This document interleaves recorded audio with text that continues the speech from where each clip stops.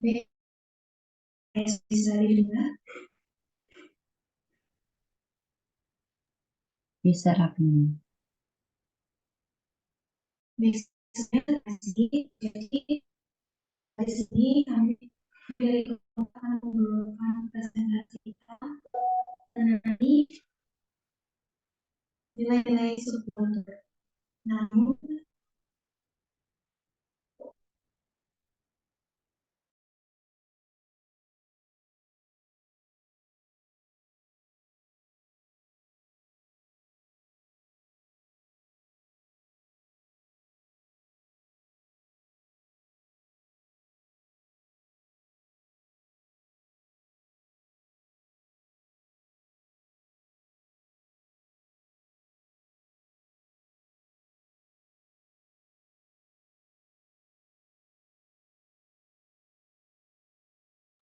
Guys, coba ulang dulu.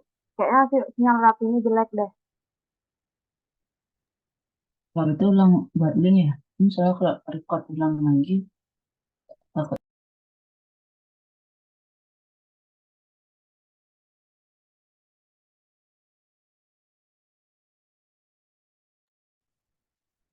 baik sebelumnya terima kasih atas kesempatan yang diberikan kepada kelompok kami. Jadi di sini kami dari kelompok keempat akan membawakan materi mengenai menyatukan nilai-nilai subkultur. Namun sebelum itu izinkan saya sebagai moderator membuka presentasi hari ini dengan melakukan pengajian Jumat. Om Swastiastu. Assalamualaikum warahmatullahi wabarakatuh. Salam sejahtera untuk kita semua. Shalom, namo buddhaya, salam kebajikan dan salam karunia. Bisa di next slide. Jadi sebelum kami membawakan presentasi hari ini, izinkan saya sebagai moderator untuk memperkenalkan anggota kelompok saya yang terdiri dari 5 orang. Yang pertama ada Mari Ratnanisi dengan NIM akhir 104. Lalu yang kedua ada saya sendiri, Komang Kartini dengan NIM akhir 1022. Yang ketiga ada Ibu Sumajaya dengan NIM akhir 1105. Dan yang keempat itu ada Mari Aristar Gayatri Pajayanti dengan NIM akhir 1132. Yang kelima ada Kadek Senja Sayang dengan NIM akhir 1195. Next. Nah, adapun submateri yang akan kita bahas pada presentasi hari ini yaitu yang pertama mengenai perubahan tidak berbentuk linear, yang kedua yaitu memetakan subkultur dalam organisasi, yang ketiga tantangan untuk menemukan nilai kolektif, yang keempat memotret subkultur, lalu yang kelima merajut nilai-nilai subkultur menjadi budaya baru, dan yang keenam yaitu visioning proses menyatukan nilai-nilai budaya korporat. Baik, langsung saja untuk materi pertama mengenai perubahan tidak berbentuk linear akan disampaikan oleh saya sendiri, di mana dalam hal ini perlu kita ketahui bahwa dalam masa transisi, manusia-manusia yang berada dalam suatu instansi itu akan mengalami adanya tekanan-tekanan yang disebabkan karena ketakutan, lalu ketidakpastian, kecemasan, dan juga ketidakpercayaan yang mana hal itu tentunya akan dapat meregangkan ikatan pada suatu institusi, sehingga yang terjadi adalah para karyawan yang ada dalam suatu institusi itu akan lebih meningkatkan ikatan emosional mereka terhadap kelompoknya masing-masing. Nah, dalam hal ini tentunya akan mengakibatkan timbulnya nilai-nilai perlawanan dan juga ikatan yang semakin kuat dengan subkultur. Nah, semua hal yang sudah saya sebutkan tadi itu bisa terjadi karena setiap manusia itu memerlukan adanya pegangan dalam menghadapi ketidakpastian. Nah, transformasi nilai-nilai dalam suatu organisasi itu tidak dapat langsung dilakukan dengan menyentuh atau melalui kultur dari organisasi itu sendiri, akan tetapi transformasi nilai-nilai organisasi perlu menyentuh akar budaya dari organisasi itu sendiri, yaitu nilai-nilai subkultur. Nah, transformasi nilai-nilai yang dilakukan dengan menyentuh nilai-nilai organisasi tentunya perlu mempertimbangkan berbagai kemungkinan yang bisa saja muncul dari sisi manusia. Nah, jadi perlu kita sadari bahwa tingkat kepercayaan yang ingin dicapai dalam suatu perubahan itu dapat berbentuk spiral. Artinya, dalam melakukan transformasi nilai-nilai, kita itu tidak hanya dihadapkan dengan satu dua orang atau satu dua kelompok saja, melainkan kita akan dihadapkan dengan puluhan kelompok, di mana masing-masing dari kelompok itu akan memberikan reaksi bukan hanya terhadap stimulus dari atasannya saja, namun melainkan respon-respon mereka terhadap kelompok-kelompok atau subkultural lainnya. Nah, dalam hal ini beberapa kelompok mendukung, akan tetapi yang lainnya itu menolak bahkan enggan untuk menerima suatu perubahan. Nah, hal tersebut tentunya disebabkan karena manusia ini bergerak dengan naluri-naluri dan juga pikiran-pikirannya sendiri. Bukan selalu dengan apa yang sudah direncanakan atau apa yang sudah digariskan, sehingga hal ini tentunya akan mengakibatkan transformasi nilai-nilai itu menjadi kacau dalam prosesnya. Lalu dengan demikian secara singkat dapat kita katakan bahwa model mental berbentuk non-linear ini dapat memberikan pesan bahwa untuk setiap satu langkah ke depan, seseorang itu mungkin harus kembali dua langkah ke belakang, dan ada kalanya juga seseorang itu harus membawa bola kereta yang sudah berjalan dan memasukkannya kembali ke dalam bengkel untuk diperbaiki sebelum letakkannya kembali ke dalam tracknya. Nah, mungkin itu saja sedikit pembahasan dari saya mengenai perubahan berbentuk tidak linear. Untuk materi selanjutnya, saya persilakan kepada rekan saya. Terima kasih.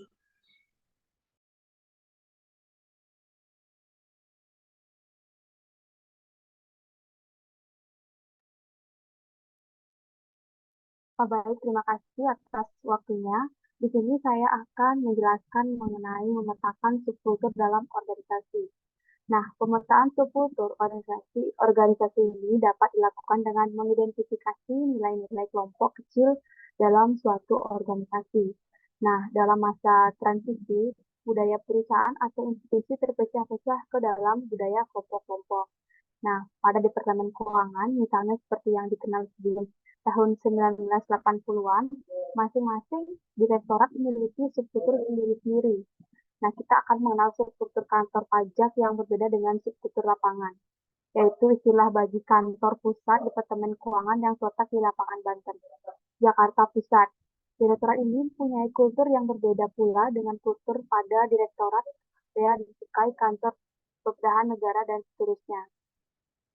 Nilai-nilai tersebut kemudian dapat dipadukan dengan nilai-nilai kelompok lain dalam organisasi sehingga membentuk budaya baru yang lebih kuat. Baik, next slide.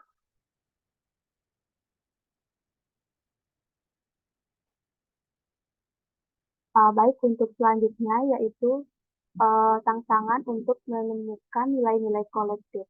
Nah, di sini ada 4, yaitu dominasi satu subkultur, subkultur yang lemah, dominan satu subkultur, fragmentasi subkultur yang luas. Nah, perbedaan bukan untuk dicemaskan, namun harus diakui dan diangkat sebagai kekayaan institusi. Hal ini yang perlu diwaspadai dari perbedaan dalam institusi, yaitu yang pertama itu ada dominasi atau subkultur. Nah, ramuan kekuasaan dan politik organisasi yang tidak seimbang terdapat selera di divisi sumber daya manusia dalam merekrut tenaga kerja dari profesi, universitas atau ekip tertentu. Akibatnya bisa menimbulkan sinisme dan hambatan komunikasi. Yang kedua itu subkultur yang lemah. Tidak ada aplikasi yang dapat disalurkan dengan baik. Pemimpin hanya kuat secara teknikal, akibatnya menjadi kurang percaya diri.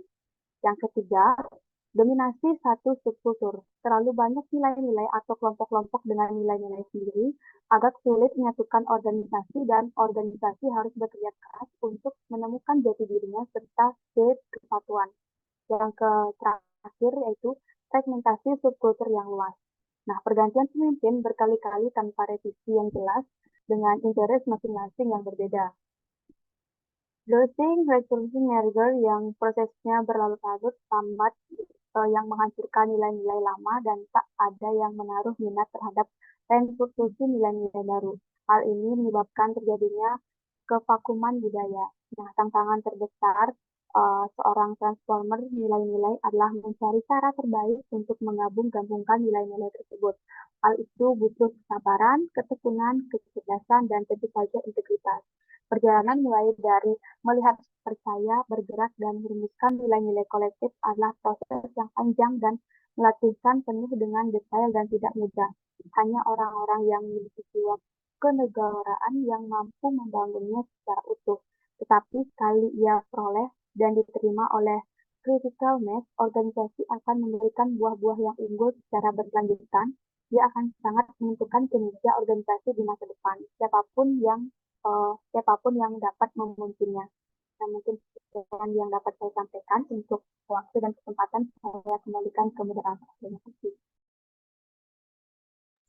Baik, terima kasih Ratna atas pemaparan materi yang sudah disampaikan tadi. Untuk materi selanjutnya, saya persilakan kepada rekan saya. Baik, terima kasih moderator atas kesempatan yang telah diberikan kepada saya. Di sini saya akan menjelaskan materi mengenai memotret subkultur. Nah, subkultur atau subbudaya itu merupakan sekelompok orang yang memiliki perilaku dan kepercayaan yang berbeda dengan kebudayaan induk mereka. Nah, biasanya memotret subkultur ini melibatkan penangkapan momen dan ekspresi dari kehidupan sehari-hari kelompok tersebut, yang kemudian dapat disajikan dalam bentuk foto, biasanya dalam bentuk dokumen. Nah, dalam memotret subkultur ini diperlukan beberapa alat bantu seperti yang pertama itu bagian organisasi beserta perubahan-perubahannya dalam 10 tahun terakhir. Yang kedua, career track dari tokoh-tokoh kunci baik formal maupun informal. Yang ketiga itu hubungan kerja serta bisnis organisasi. Yang keempat, yang terakhir itu forum-forum diskusi yang melibatkan berbagai kelompok. Nah, pemotretan ini dilakukan dengan beberapa observasi dan field study, survei, wawancara mendalam, dan teknik-teknik riset lainnya. Adapun tujuannya itu adalah memetakan mereka dan mengambil nilai-nilai yang mereka anut. Terdapat dua jenis subkultur yang terbentuk. Yang pertama itu ada subkultur yang sangat jelas kediriannya. Nah, subkultur ini itu terbentuk sebagai akibat kurangnya perhatian manajemen terhadap nilai-nilai keseluruhan institusi. Sementara medan yang dihadapi itu penuh dengan ketidakpastian. Nah, yang kedua itu adalah kelompok subkultur yang kurang menonjol sehingga tidak begitu menampakkan nilai-nilainya. Misalnya saja nilai-nilai agresivitas, competitiveness, teamwork, dan persuasion justru tidak tampak dalam tim pemasaran suatu perusahaan. Bisa di next. Selanjutnya saya akan jelaskan mengenai merajut nilai-nilai subkultur menjadi budaya baru.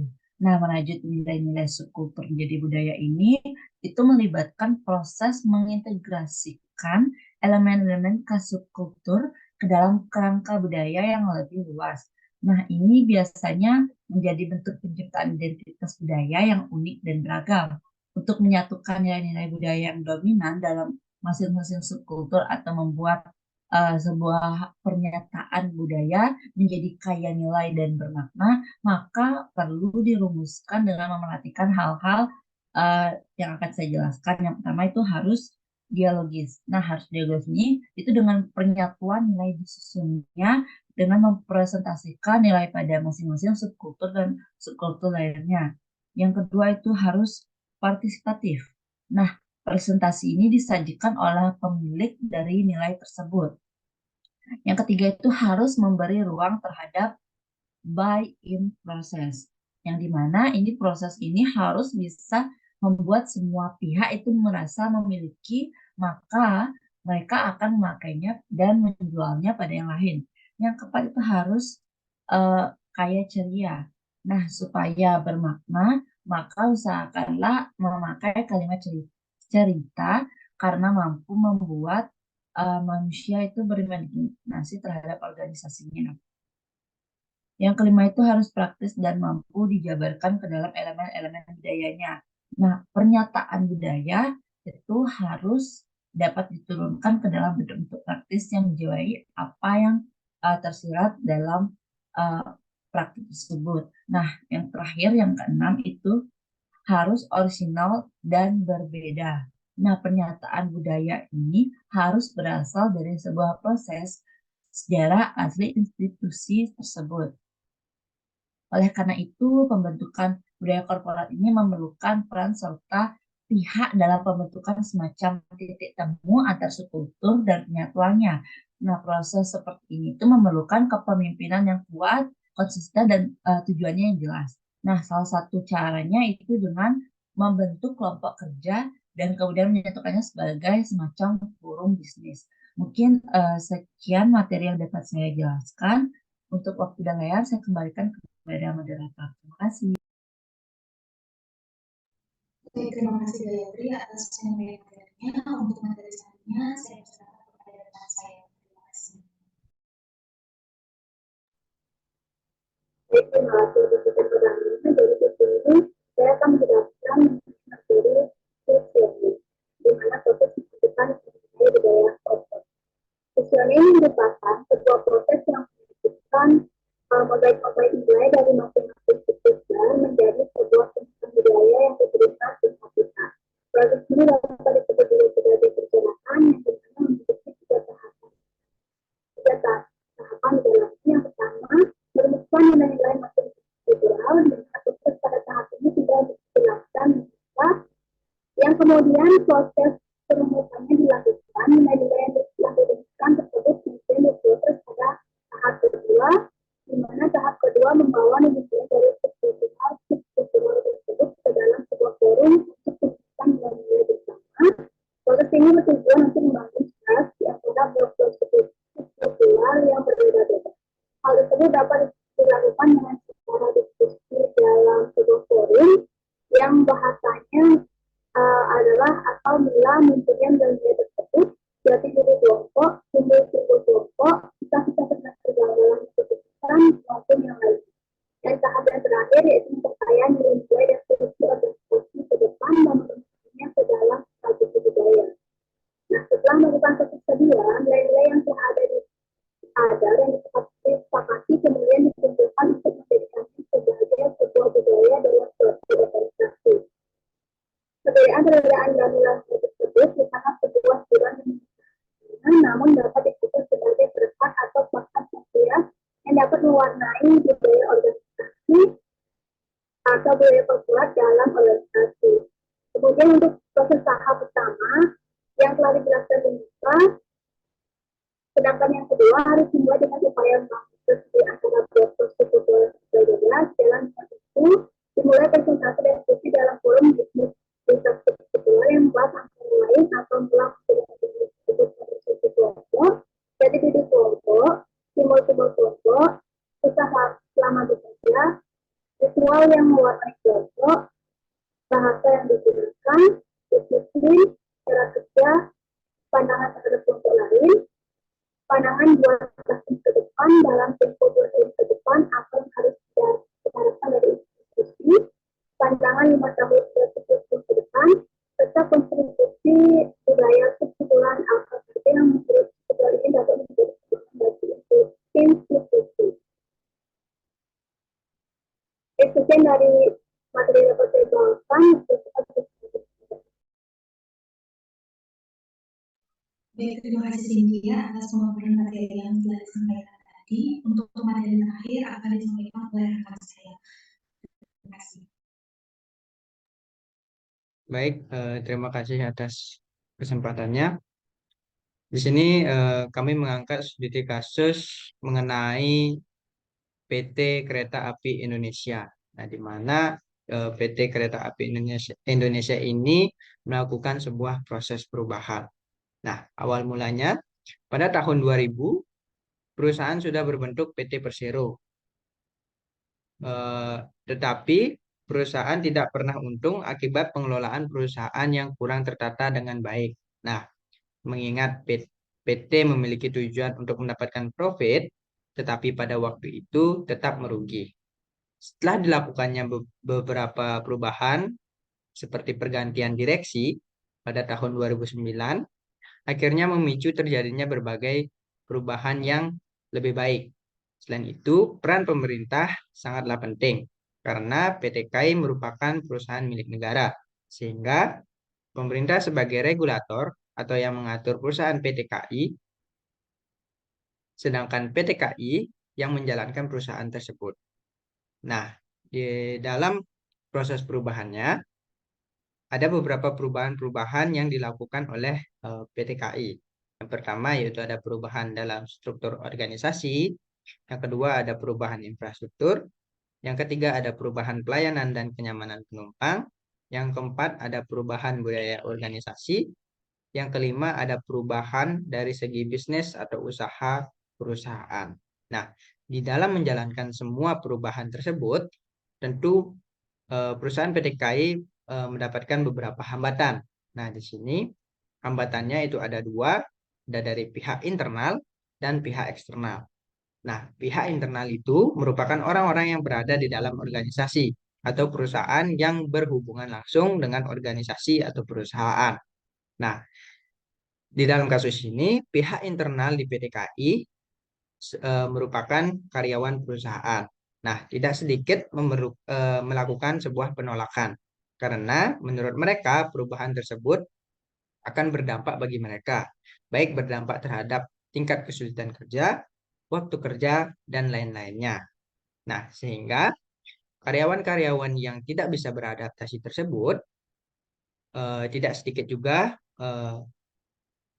dipecat atau diberhentikan dari pekerjaannya karena adanya resistensi tersebut mengakibatkan terhambatnya proses perubahan untuk yang menjadi lebih baik. Yang kedua yaitu ada dari pihak eksternal. Nah, di sini pihak eksternalnya itu adalah orang-orang yang berada di luar organisasi. Pada umumnya yaitu seperti masyarakat. Masyarakat belum cukup tahu bahwa perusahaan sedang melakukan sebuah perubahan, sehingga perusahaan membutuhkan waktu yang panjang untuk mensosialisasikan kepada masyarakat tentang perubahan yang dilakukan oleh perusahaan PT KAI.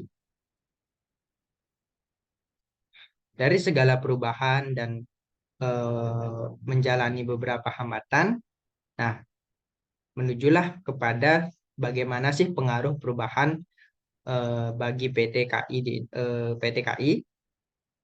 Nah, perubahan merupakan suatu yang sangat penting bagi sebuah perusahaan karena perubahan itu menyangkut sebuah finansial, menyangkut pengelolaan perusahaan, struktur organisasi, termasuk perubahan perilaku serta budaya seluruh karyawan.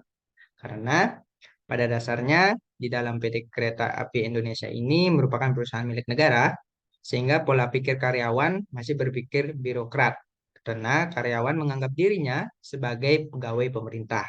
Tetapi setelah dilakukannya perubahan, karyawan sudah tidak berpikir birokrat lagi, tetapi mulai berpikir sebagai seorang pengusaha, yang artinya ketika karyawan masih berpikir birokrat,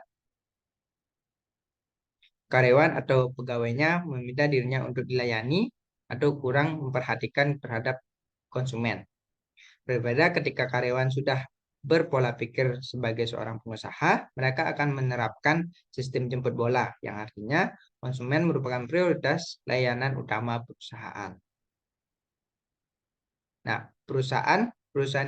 perubahan-perubahan yang dilakukan PT KAI merupakan dampak yang cukup baik atau memberikan dampak yang cukup baik. Nah, ada salah satu contoh dampak dari perubahan tersebut, di mana dapat kita lihat adanya peningkatan laba dari tahun 2009, 2010, 2011, dan 2013. Adanya peningkatan laba yang didapatkan oleh PT KAI setelah melakukan beberapa perubahan terhadap proses berjalannya layanan jasa transportasi darat ini. Nah, lanjut lagi kepada bagaimana budaya organisasinya. Nah, perubahan tersebut berdampak pada budaya organisasi. Salah satunya karyawan harus bersikap disiplin, karena menurut perusahaan sikap disiplin sangatlah sulit diterapkan. Sehingga dengan dilakukannya perubahan, karyawan dituntut untuk disiplin. Nah, di sini ada beberapa sisi yang berdampak di PTKI, perusahaan PTKI. Dari sisi pemerintah, itu perusahaan BUMN, PT Kereta Api Indonesia, diatur oleh pemerintah dan RUPS. Pada dasarnya, perusahaan yang diatur oleh pemerintah memiliki klasifikasi, di antaranya ada perusahaan sehat dan perusahaan tidak sehat. Nah, dalam hal ini, PT KAI merupakan perusahaan yang sehat. Hal tersebut tidak terlepas dari usaha-usaha perusahaan dengan gencar melakukan berbagai perubahan.